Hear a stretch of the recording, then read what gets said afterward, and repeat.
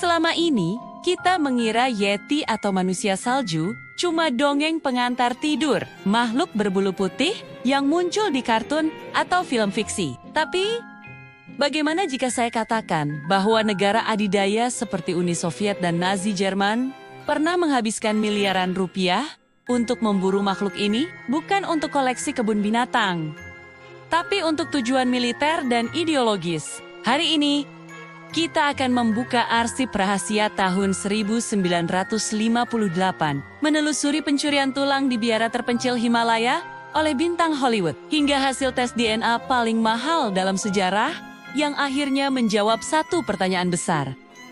Jika raksasa ini memang ada, kemana mereka semua pergi? Apakah mereka bersembunyi? Atau mereka sebenarnya adalah kita yang terbuang? Tahun ke-1958, Akademi Sains Uni Soviet, lembaga paling serius di dunia, tiba-tiba membentuk Komisi Yeti. Bayangkan, jenderal dan profesor dikirim ke pegunungan Pamir yang mematikan. Misi mereka jelas, tangkap Yeti hidup. Kenapa? Karena Profesor Boris Porsnev punya teori gila. Yeti adalah Neandertal yang masih hidup. Jika Soviet bisa membawa pulang Neandertal hidup, itu akan jadi bukti mutlak evolusi Darwin dan pukulan telak bagi agama. Tuhan tidak ada. Yang ada hanya kera yang berevolusi. Itulah propaganda yang mereka inginkan. Tapi yang mereka temukan di sana hanyalah teror. Jejak kaki raksasa di salju, anjing pelacak yang merengek ketakutan, dan suara teriakan yang bukan hewan, tapi juga bukan manusia. Sementara Soviet gagal, di Nepal ada bukti fisik. Di biara Pangbosh, para biksu menyimpan tangan Yeti yang keramat. Seorang pemburu bernama Peter Byrne ingin mengambilnya, tapi biksu menolak. Lalu, masuklah James Stewart, aktor legendaris Hollywood. Mereka menyusun rencana layaknya film Ocean's 11. Byrne menukar tangan Yeti asli dengan tulang manusia yang dia rakit sendiri saat biksu lengah. Lalu, istri James Stewart menyelundupkan jari Yeti itu keluar Nepal di dalam koper pakaian dalamnya. Tapi saat dites DNA tahun 2011, hasilnya mengecewakan. Itu adalah tangan manusia yang dimodifikasi. Ternyata, relik itu adalah simbol ritual, bukan bukti biologis. Tapi ada satu kasus yang paling mengerikan. Abkhazia, akhir abad ke-19. Penduduk desa menangkap wanita liar bernama Zana, tingginya 2 meter, berbulu lebat dari kepala sampai kaki, tidak bisa bicara, dan punya kekuatan super. Dia bisa lari lebih cepat dari kuda, sambil bawa karung 80 kg. Zana dipelihara. Bahkan, punya anak dengan penduduk lokal. Ilmuwan Soviet yakin dia adalah Neandertal yang selamat. Sampai akhirnya, Profesor Brian Sykes melakukan tes DNA pada keturunan Zana di zaman modern.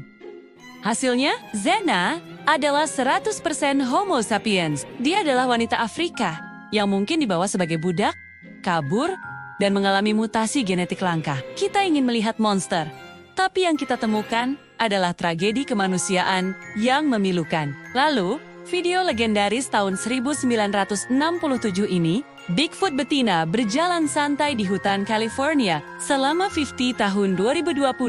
Orang percaya ini asli karena ototnya terlihat bergerak di balik bulu. Tapi teknologi modern menghancurkan segalanya.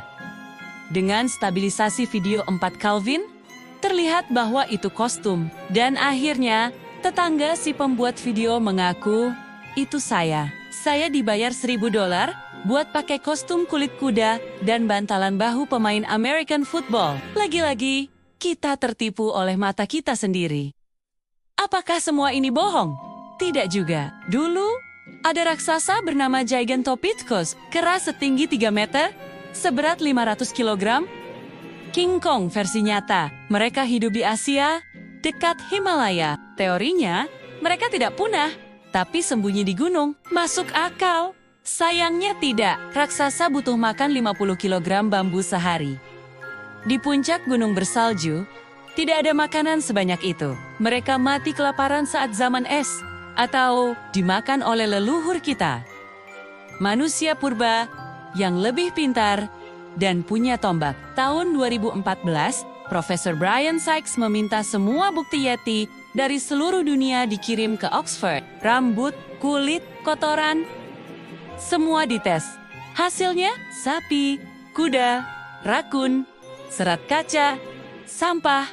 Tapi, ada 2 sampel dari Himalaya yang cocok 100% dengan DNA beruang kutub purba yang hidup 40.000 tahun lalu. Artinya, di Himalaya, mungkin masih ada spesies beruang hibrida langka yang belum kita kenal. Beruang yang bisa berdiri tegak, agresif, dan tampak seperti raksasa dalam kabut.